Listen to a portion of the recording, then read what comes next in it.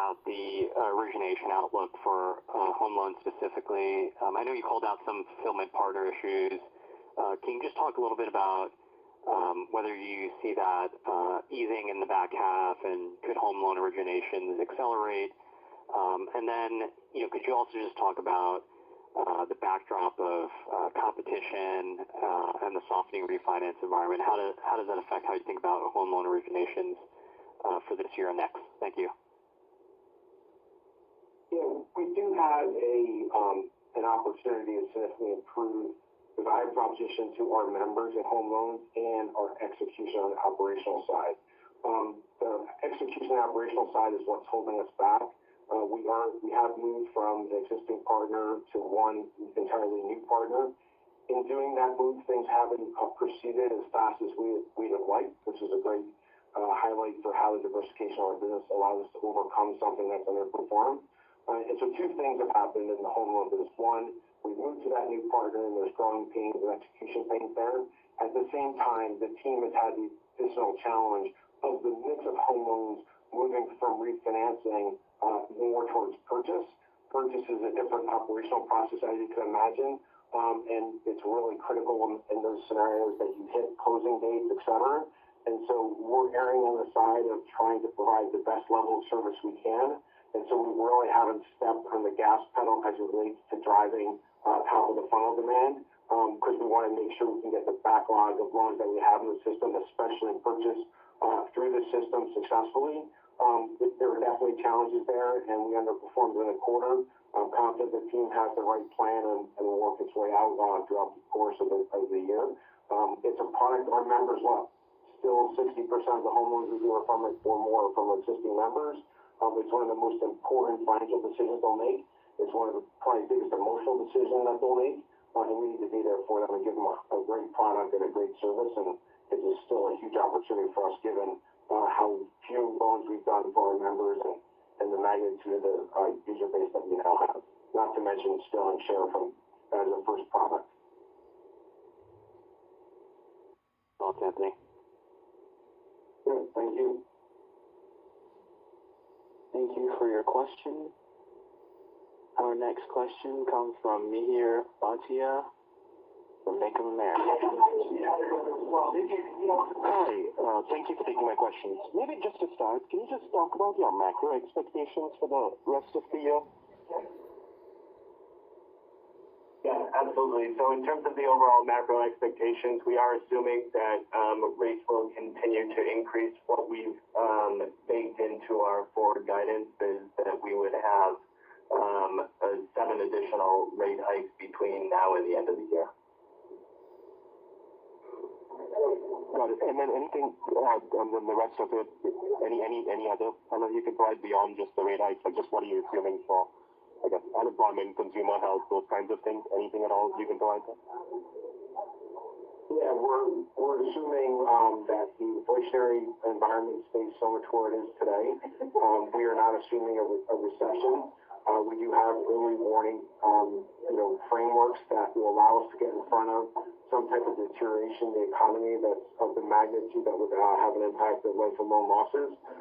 We've been doing this for 4 years and lived through this cycle before, and so we'll be vigilant on that front. But right now, those indicators are, showing relatively strong demand and a relatively stable economic environment.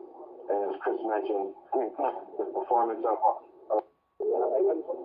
Great, thank you. That's helpful, and that's quite consistent with what we've heard from others too. So I think that's good.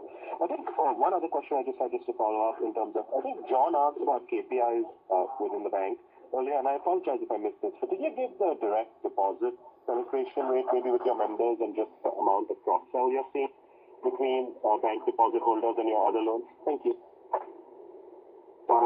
We have not given the specific numbers and specific KPIs. That's something we'll evaluate over time.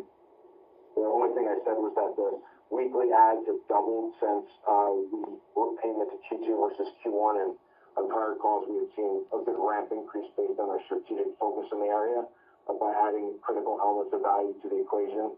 But the checking and savings conversion and the high interest rate of 1.25% are really taking it to the next level. As I mentioned, it's up 2.7 times in Q2 versus Q1.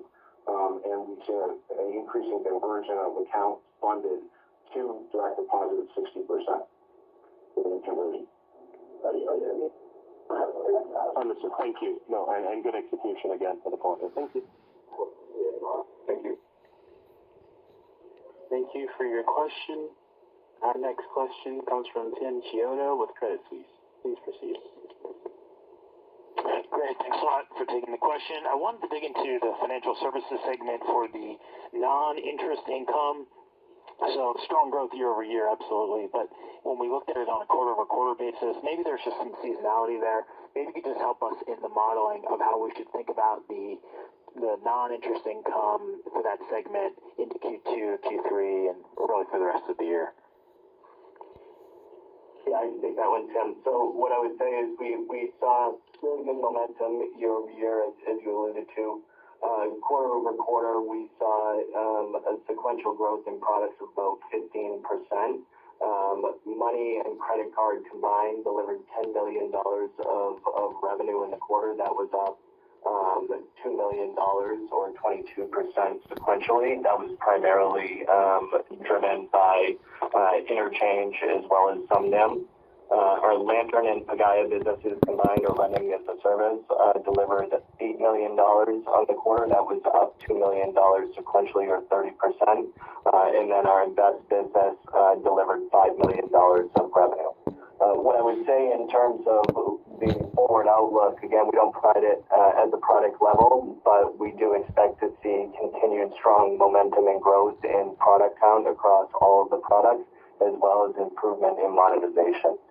If you look at our annualized revenue per product in the financial services business, that was up 73% year over year.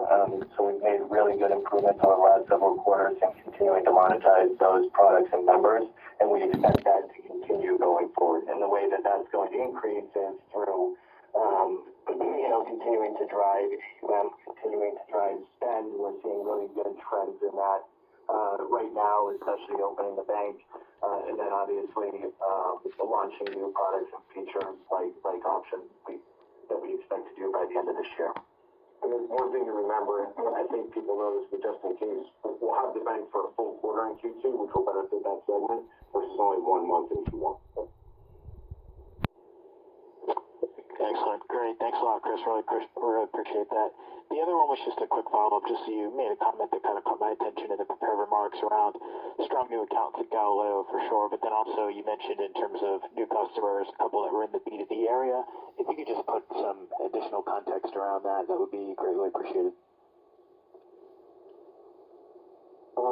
So our product at Galileo, the platform, lends itself not just to consumer-driven businesses, but Galileo has been a leader in the B2C space and neobanks since its inception.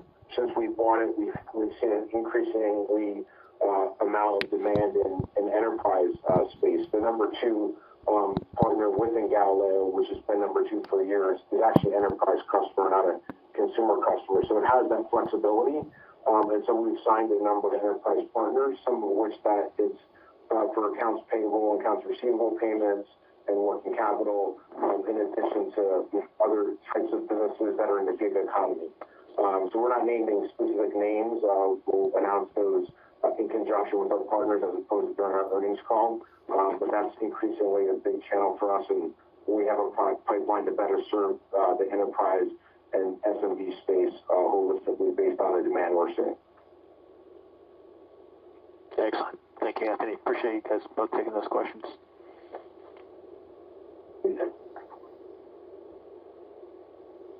Our next question comes from Jeff Adelson with Morgan Stanley. Please proceed.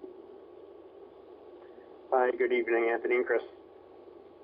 I just wanted to understand the trajectory of personal loan growth here in your assumptions. A really nice quarter for that line. What kind of growth maybe are you assuming in your guidance for the rest of the year? And then just as you kind of look under the hood there, are you seeing more demand from your customers for that product? Or, I mean, if I understood Anthony's comments correctly earlier, it sounds like you're putting more marketing dollars at that area? And, could you also kind of help us understand how your ability to pass through interest rates is going there? It looks like from the Q, you were able to increase the rate there about 40 bits Q on Q, and you've got the 2-year rate going up 160 bits roughly. So just want to understand all those little drivers there. Yeah, on the personal loan side, I'll let Chris talk about the outlook. In terms of driving demand, I note a couple of macro things and then things that we're doing on the micro side. As interest rates go higher, we saw this in 18 and 19. We see people refinancing out of variable rate debt, like credit card debt, and other high rate variable debt into fixed rate term loan debt. And so our product is really conducive to doing that, and we capture that demand. Additionally, as rates go higher, if you go back and look at our advertising in 2018 and 19, you'll see we have a use case advertising behind home improvement. So as interest rates go higher and individuals look to remodel their homes instead of buying new homes, that product also benefits. One of the things that we can do now that we weren't that able to do in 2018 and 19 is we can market the product to our existing customers. And when we were going public, we provided a presentation that showed you the percent of our loans that were cross-bought, and it's averaged in the 20 to 30% range. And so as the business has grown, it's stayed in that range, and that's a really efficient way for us to market to our customers. And so we'll be leveraging that through this environment as well. In terms of the trajectory of it in the outer quarters, I'll Chris talk to that. Yeah, so in terms of the trajectory, we are providing forward guidance on originations, but as you know, we saw really good growth at 151% year over year, and we ended up exiting the quarter with about 5.5% market share when you look at the overall TAM of our credit bonds, and that's in comparison to about 4% in Q1 of 2021. So we do expect to be able to continue gaining share over the course of 2022, and if rates continue to increase, we do expect the market to continue to expand. And the other thing I just mentioned on the marketing side, we can afford to be a little bit more aggressive on the marketing front and open the aperture a little bit because of our decline monetization strategy. This is a product where we're approving 30% of the applicants. Previously, the other 70% were sort of lost until we launched Lantern, and now we're letting it as a service that we have in our own application process. And so we can be a little bit more aggressive on marketing and drive a return against that because our declines can be monetized in those two ways. Yeah, and then the one last thing to address your final question about passing rate increases through WAC, especially in the PL business, we've made really good progress on thoughtfully increasing pricing, and demand has remained extremely robust, as you saw in the quarter. Overall, on the balance sheet and through our originations in the quarter, we were successfully able to raise WAC both in PL and SLR. So making really good progress there and just showing up in the results. And then if I could just have a follow up on the student loan side, assuming that the student loan moratorium does go away at year end or even before then, is a reasonable way of thinking about your guidance here going forward maybe that the original 2023 the original 2022 number for EBITDA of around $250 million is potentially a right way to think about 2023? Yeah, we're not providing specific guidance around 2023. At this point, we've shared, the quarterly impact on the SLR business and the results and the impact from the extension. But at this point, we're not prepared to talk about 2023. So the one thing I will say is, as the student loan business comes back, or if it doesn't, as we exit 2022, we will go back to a 30% incremental EBITDA margin philosophy. And the reason why I'm emphasizing that is there's a lot of different ways to think about shareholder value creation. We believe return on invested capital is the most highly correlated metric with shareholder value creation. I think it's better than ROE. We'll look at both. For us to get to the return on invested capital that we think we can achieve with our mix of businesses, that's in the 30 plus range. We have to have a 30% EBITDA margin and low capital utilization as we have today on the CapEx side of the equation, which generates great flow through from EBITDA to free cash flow, which will then build our book value.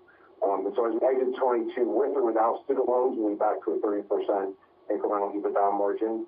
If we have the benefit of the student loan business, that will just be more incremental revenue and more incremental EBITDA than the 30% rate. Got it. Thank you.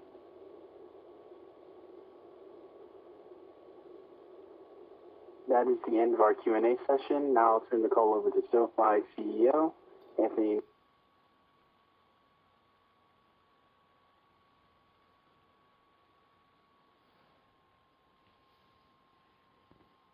Stranger to adversity. As we near the halfway point of 2022, there is no shortage of challenges ahead, but there has been no shortage of challenges every year since we joined back in February of 2018. And with each set of unique challenges, we have risen to the occasion each time. I cannot predict the future, but I can assure you that we have the best strategy and the most diversified set of businesses that have delivered superior, consistent financial performance, yet generating both high growth in revenue and strong profits as measured by EBITDA.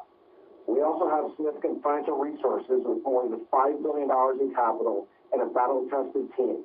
Most importantly, I can assure you that we will work tirelessly to be prepared as best we can wherever we face ahead, just as we have over the last 4 years. I love our team, I love our strategy, I love our company, and I love where I work. I wake up every day trying to be a better leader than the day before and reminding myself that those who dare win. Until we talk next time, thank you for your interest in SoFi and thank you for your support. Goodbye. That concludes the SoFi Q1 2022 earnings conference call. Thank you for your participation. You may now disconnect your lines.